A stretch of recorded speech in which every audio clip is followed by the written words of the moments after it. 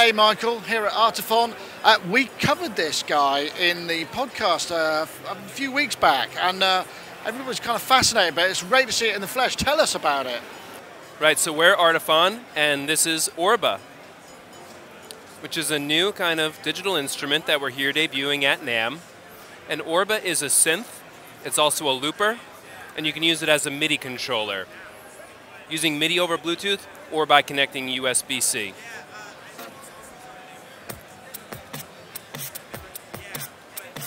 So this is all built-in sound generation, right? It's not... It has a built-in synthesizer, so you can take it out of the box and start playing right away. Right now we're using a combination of different sounds, some that we made ourselves, and we're also connected to Serum, and we have a few other favorite sounds. We're using Logic right now for the trade show. Ah, okay, got you. What's the Bluetooth latency like for the triggering of the MIDI? I mean, that seems like it's quite snappy. We were really careful to make sure that the latency with the MIDI over Bluetooth was below 30 milliseconds, which is the perceivable latency that most musicians have. And we come far underneath that, so it's been like butter to play. Excellent. Well, MIDI's like 10 to 15, isn't it? Or 10 to 20, so... Yeah. Okay, so talk me through how it works.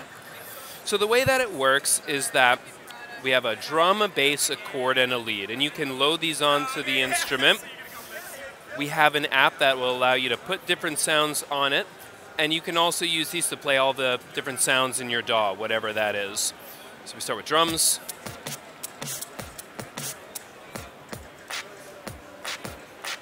We're trying to find different new fun ways of playing, so the ability to actually clap Orba and give it a clap sound. If I press on the A, it'll switch to a different mode and a different sound. So now I have a bass. So there's pressure, there's position, there's, what's it called? It's pressure and velocity sensitive, this playing surface. It actually uses capacitive sense technology, so the same sensors that are in your phone or your computer trackpad, which is unusual for a musical instrument. But easy to get because it's mass-produced already, right? So yeah, and so far for us it's working absolutely amazing. Not only is it pressure and velocity sensitive, but we're adding even more little micro gestures, so the ability to radiate out from the center of the A. So position as well, right, okay. Exactly. If I switch to a lead, you can hear how tilt works. So this is another one of the Orba gestures. So this is all mapped into whatever's happening in your DAW at the moment, exactly, right? Okay. And for somebody who loves MIDI and loves playing with all of this different routing, they would have an absolute field day sending tilt to whatever effect they wanted, sending radiate to whatever effect that they wanted. So I see you've got a USB cable in here. What's that? Is that communicating? Is that just power? So every Orba will ship with a USB cable. You can pair MIDI over Bluetooth, and then you don't need to be tethered at all. It has a battery in it that will last all day.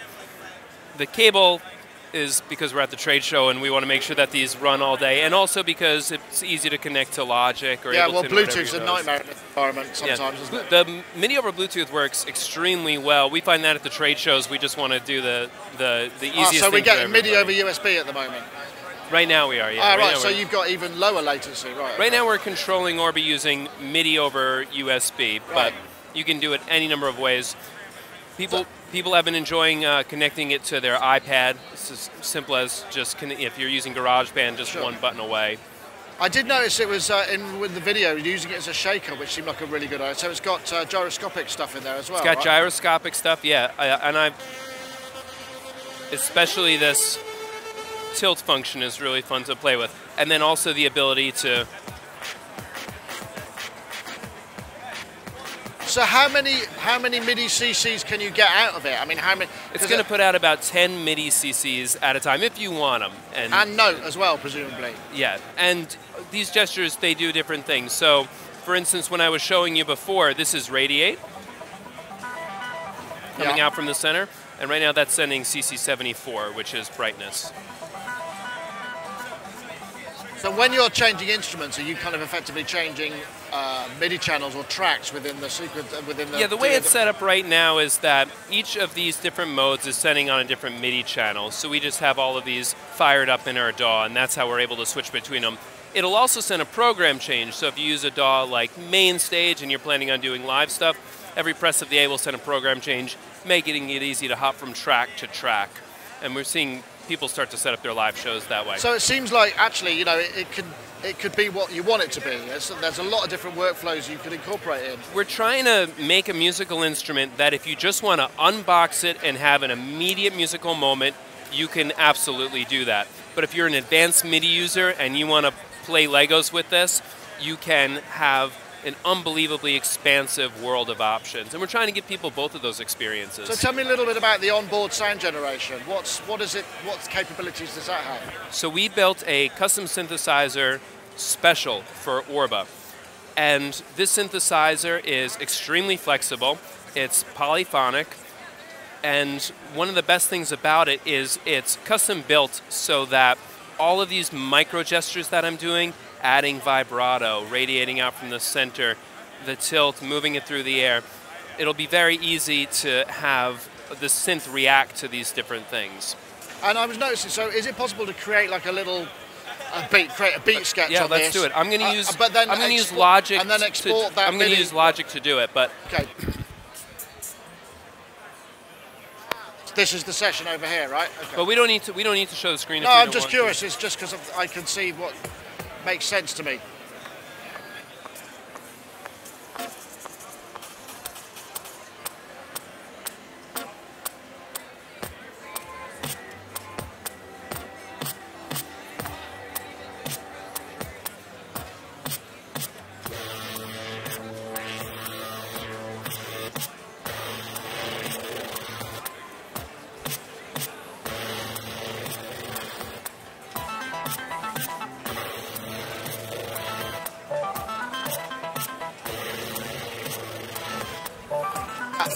I get the idea. That's pretty cool.